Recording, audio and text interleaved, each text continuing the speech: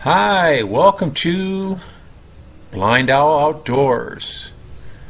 We hope you enjoy our channel, and if possible, could you please join our Patreon page? We really need your help. It's been a long, hard road. Thank you. Hi, welcome to BlindOwl Outdoors. Look at all the clouds. They're everywhere today. I'm in Talibon. Had some success with my mission today. Found some laxatives that the lady said are real nice and easy on you. Mix it with some water and just have a glass of water. We'll see how they work. I'm on a fast right now. I'm on a 72-hour to 7-day fast. I'm not sure how it's going to end at. And I kind of thought maybe if I'm at, let's see, 2 more hours, I'm at 48 hours. So I thought maybe I could just clean my intestines out a little bit. Maybe it'd be much easier getting off the fast. Usually the first couple of days you're all backed up, kind of tough. But we'll see how it goes. I like to do a 72-hour fast every other month or every 3 months. Should probably do it every month. What I should do. I should probably do a fast I should probably do a 72-hour fast every month, and then eat one meal every other day for a while. I feel so much better when I'm not eating, and I'm addicted to food. So that's my big problem. Is when I have food, I eat food, and I obviously eat too much. Whatever my wife puts on a plate, I eat. But I've only been eating like my normal breakfast on a good day. If we have the stuff, I have a small plate of potatoes, a plate of rice, 2 hot dogs, and about a half a loaf of bread to counteract the spices in the hot dogs. And that's all I'll eat the whole day. If I'm real lucky, I'll have some pretzels. I might have 2 or 3 handfuls of pretzels around 5 o'clock or something, just for kind of a snack. Look at this idiot. At least he didn't pull in front of me. Now he's going down against the traffic. I don't understand these people. But like today, it's 48 hours. I'm not the least bit hungry. The first day you're not even hungry. It's like a habit eating is to me. Most of my days go, I get up in the morning, I have breakfast, and I do a little bit of stuff and wait for dinner to come along. Then I do a bunch more stuff in the computer and go to bed. There's not much going on. So eating is a fair part of my day. But you know, I've been poor a couple times in my life where I ate every other day. I had one job where I was selling insurance. I ate breakfast on Thursdays because our insurance crews all met together at a restaurant. So I'd eat breakfast on Thursday morning with everybody, and that's it. And sometimes on the weekend, if I got real lucky, I'd go to someone's house that was having a barbecue or something. I might get a burger or something like that. But other than that, I was only eating one breakfast a week. And it was nice because it was at a Maid-Rite shop where we always went to. They had good eggs and stuff, but I'd have Maid-Rite, and I'd have like 10. Maid-Rite's like a sloppy Joe with just a drop of mustard in it and no sauce really. But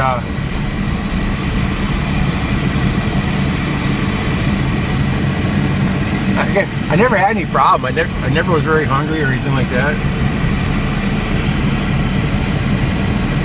And we had an earthquake here in 2013. I didn't eat for 14 days after that. We just had a little bit of food in the house, and if I ate it, my wife and daughter wouldn't have enough to eat 3 meals every day. And I guarantee you, they miss a meal, it just messes up their whole day. So they had 3 meals. They had 3 meals a day for 2 weeks, and I didn't have even a bite of food. Where I could have had a bowl of rice here or there or something, but I just figured nothing's better than a little bit.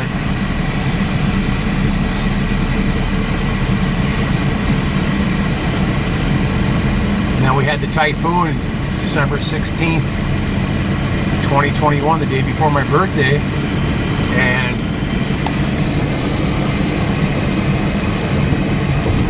so my daughter and I went through that. My wife was in Cebu, and we had food. I bought a big sack of rice the day after the typhoon hit from a neighbor's store.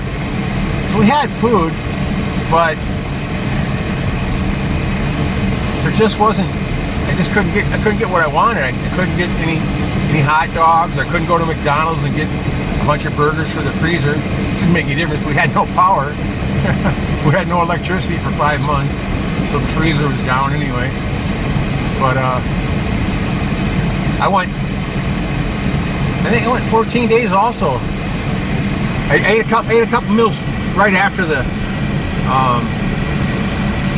typhoon. I bought some fish for my daughter and some pork chops off of a street vendor, and I had no problem with them. They're okay. But then I said, it's enough of this, and when I ran out of hamburgers in the freezer, I said, that's enough of this. And then I went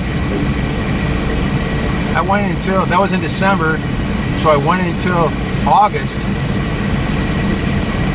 August was the first time that they allowed any pork on the island. They banned all shipments of pork into Bohol because of some virus in Africa or something that the pork had in Cebu. So they banned all importing of pork. And I was even importing cooked pork and frozen pork and stuff like, bacon and hot dogs and stuff like that, which makes no sense at all. But of course, this is the way they are. And then all the way till August, from December, I went those 14 days, then I started eating rice and stuff again. But I went probably from middle of January until August with not even one bite of meat, of protein. I had rice, once in a while I get potatoes, and that was it. I can't or won't eat canned food. It's just grotesque. And I don't like any kind of spices. And I can't eat tomato sauce because of the acid, so it really limits my diet.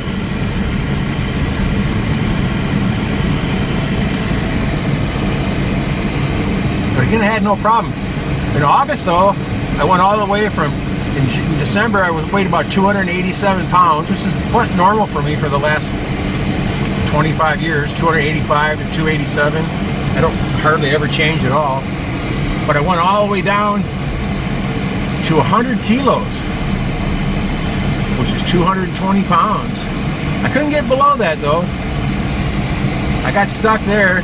I kept eating my little bit of nothing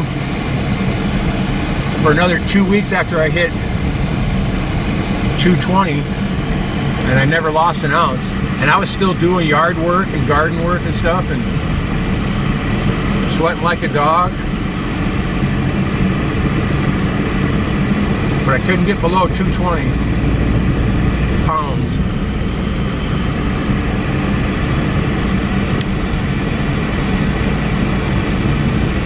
And I haven't been down to 220 since I worked in the railroad back in about 1983. I spent one summer. I worked on a bridge crew, and all we did was dig out giant rocks and move stuff underneath bridges because we had some different idea on how to support bridges. So we had to set that all up. But I did that for a whole summer, and it's 100 degrees on the railroad tracks. And then after work, I put on my plastic sweatshirt, which I used to have back when I wrestled, and then I go run. I can't say a distance, but I usually run for a half hour. Run off for about 20 minutes, and then 30 minutes back because I'd have to stop and walk the last a little bit. In fact, one time I had to, I stopped on the sidewalk. I walked over to some lady's house and knocked on her door and said, "Ma'am, can I please use your hose?" I said, I kind of overdid today. I feel like I got sunstroke. She's like, "Oh yeah, I'll get you a glass of water." And she came out with a big glass of ice water for me. I sat on her porch for about 20 minutes and then crawled back to the bunk car. But that summer I was around 220, and I look exactly the same as I look at 287. I don't look skinny or anything like that. Sometimes your face gets a little thinner. That's about all I can say. And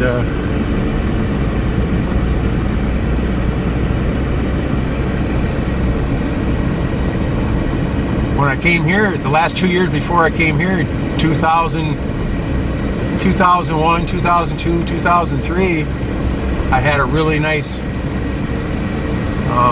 Sea Ray small cabin cruiser.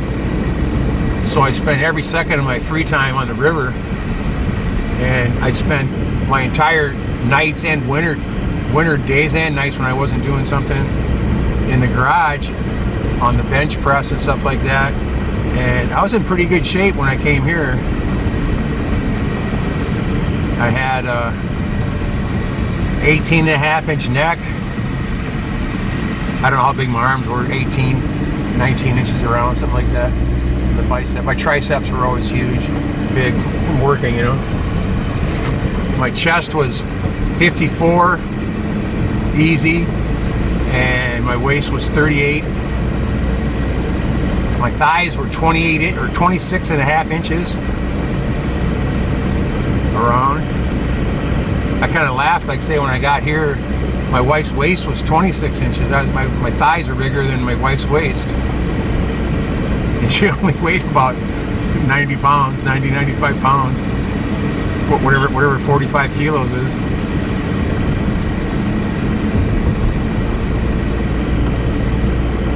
So it's kind of funny. It's actually quite nice for me, but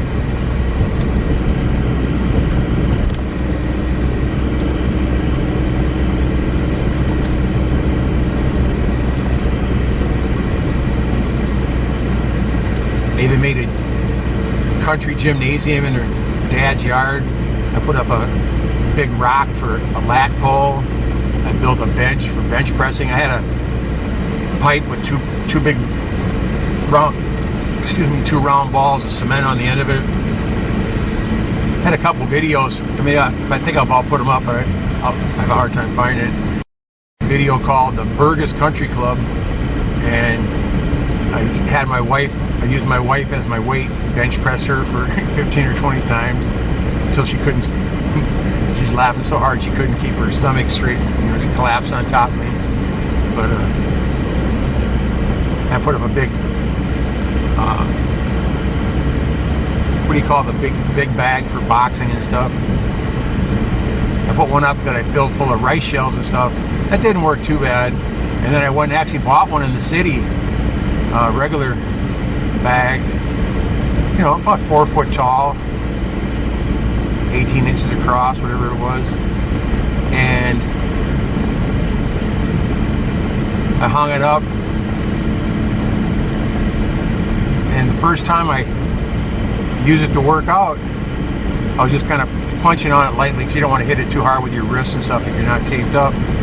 And my wife was standing there watching. I stepped back and I gave it a good kick with my shin, and the bag just broke. The bag just split right open. It really sucked. It was full of sawdust of some kind. Just absolutely garbage vinyl on it. So then I asked my dad if he'd send me some duct tape, so I taped it up, put about 3 coats of duct tape on it, and it lasted for a couple years. And after that, I finally used the sawdust out of it when I made my earth oven. I mixed the sawdust with clay, and I made my little oven. I put the pile of sand down. I made a inch thick cement coat on that, and then I put 8 inches of clay mixed with sawdust on top of that. And when that dried after about a month, I put on another coat of cement and covered it with a wet blanket for a whole month. Kept it wet, and there's not a single drying crack in it at all. And after all the times I cooked in it, there's still not a crack in it. So that's the way to go on that. Funny how my stories now, I started out with buying laxatives, and now I'm all the way to finishing up a earth oven. I just ramble on and on and on. Sorry about that, guys. I know when I talk to my friends and stuff, I actually have to consciously stop talking, because I can ramble on forever about whatever subject anybody brings up. I got something I can say about everything, and I have to make a point of pulling in the reins and making sure everybody gets the fair amount of talking in. But that's the way I've been since a kid, though. That's that attention deficit crap. I'm sure that's what that's all about. ADHD. I got attention deficit heavy duty.